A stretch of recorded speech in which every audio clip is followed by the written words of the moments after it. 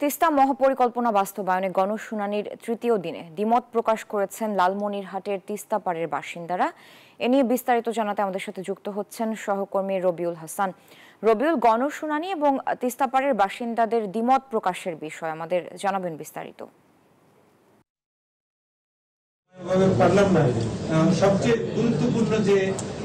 ধন্যবাদ সারা। আপনি যেমনটি বলছিলেন, তিস্তা নদীর সমন্বিত ব্যবস্থাপনা এবং শীর্ষক মত বিনিময় সভা লালমনিরহাট জেলা কার্যালয়ে চলছে এবং এখানে কিন্তু সভাপতিত্ব করছেন লালমনিরহাট জেলা পরিষদ রয়েছে চায়না প্রজেক্ট পাওয়ার কান্ট্রি ম্যানেজার হানি সহ পানি উন্নয়ন বোর্ডের নেতৃবৃন্দ। আপনারা এখানে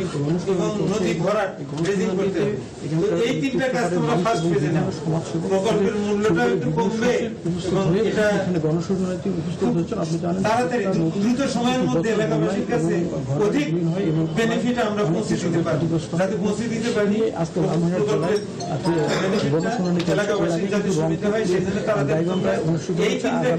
নীলফামারী কুড়িগ্রামে অনুষ্ঠিত ফার্স্ট ফেজে ধরো বাকি কাজগুলো যেমন টপ দিয়ে এবং এই ঈদে জামা জুতো অ্যাক্সেসরিজের ডিসকাউন্ট।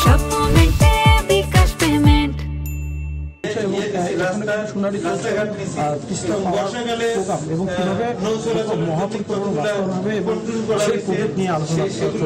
এই ছিল আমাদের সর্বশেষ ফিরে যাচ্ছি স্টুডিওতে।